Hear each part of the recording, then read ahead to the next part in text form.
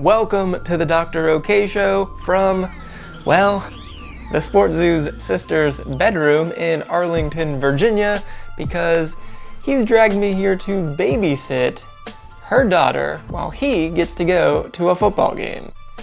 Not a very fair trade-off there, is it? Now, she is adorable, we'll give her that, but man, tough one for me.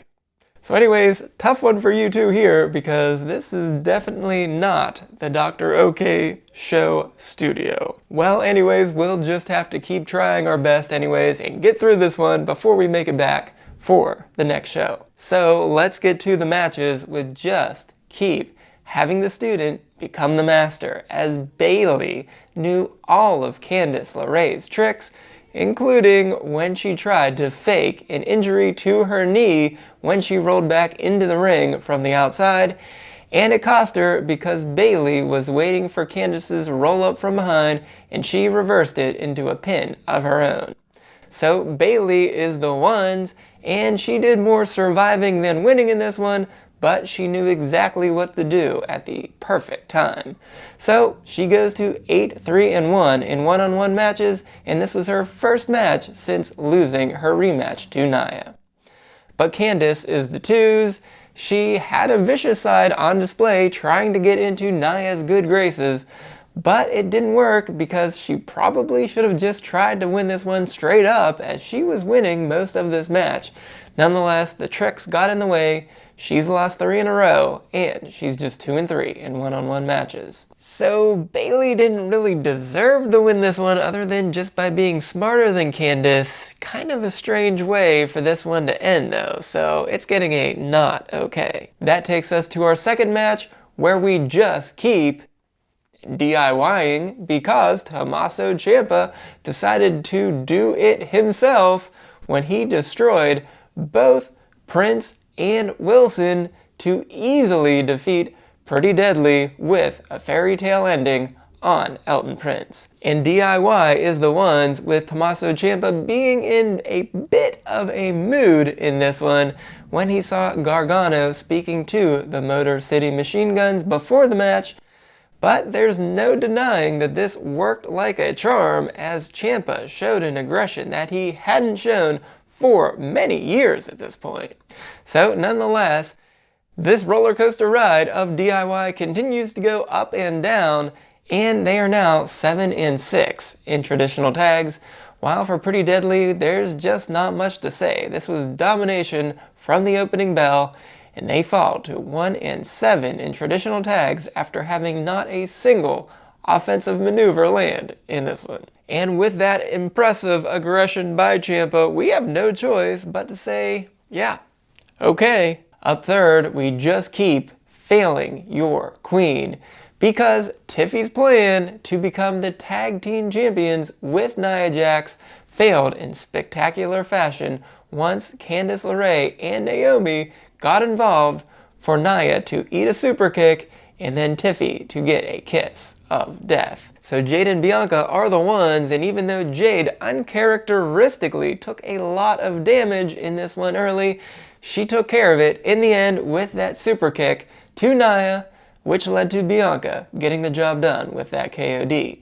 So for Jade and Bianca, they continue their very impressive role, and they are indeed 12-0 in traditional tags, even though this one, of course, was only a non-title match. And that means Nia and Tiffy are the twos, and well, they were on the same page and even impressively landed a Samoan drop spinning neckbreaker combo that looked to finish off Bianca, but it was Jade who was able to break that one up. However, once Candice got involved, when Tiffy wanted no part of this interference, things quickly disintegrated with Tiffy getting hit by the KOD. So for those two, they fall to just 1-2 in all tag matches, and Candice, for her interference, is going to pick up her second fine of the year. I don't know how anyone couldn't like a match between those 4 women, and even though we had a little bit of a screwy finish, well, it was still good enough to get an okay. And lastly, somehow in the main event, we had a tag team match where we just keep making up for lost time, because it was the MCMG taking out A-Town Down Under with another Skull and Bones finisher. So, the Machine Guns are the one, and they now very impressively have won 4 matches in 4 weeks, and of course are your tag team champions. And even though this one was a non-title bout, they were impressive yet again, landing a double super kick to Waller in the corner and then hitting those Skull and Bones.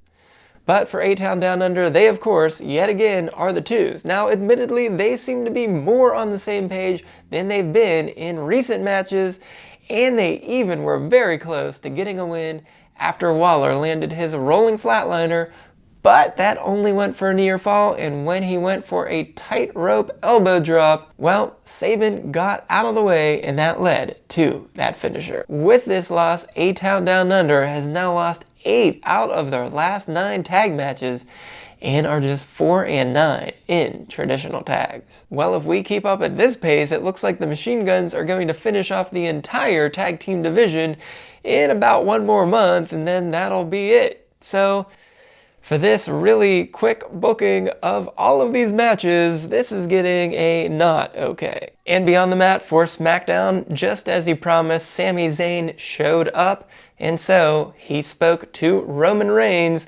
saying that he thought the 4 of them in the ring at Crown Jewel was special, and that he still has a soft spot for the time he had in the Bloodline. He also said that he had a feeling that he knows that Roman wants to have their group back, and that Roman is not indifferent to him, but rather loves him. So Zayn said that he would join right back up if Reigns would just apologize, not to him, but to Jey Uso.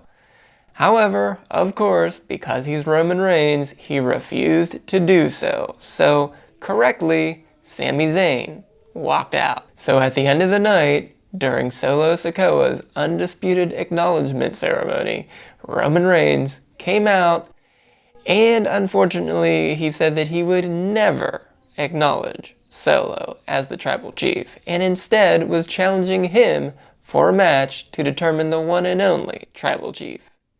However, Solo, being very smart like he is, laughed him off and said that you can't be a tribal chief with no tribe. So instead, Solo challenged him to a match at War Games, needing to find 4 more people because Sami Zayn, his dog, was also going to be on his side. So Zayn walked out onto the ramp, but that gave the new Bloodline the distraction they needed as Tonga and Loa began to beat down Reigns. And the Usos, despite a disagreement earlier in the evening, came out to help Roman, but it wasn't enough as it was Jacob Fatu landing super kicks on both Uso brothers. And to finish it off, Solo Sikoa was in position to land a Samoan spike on Roman Reigns.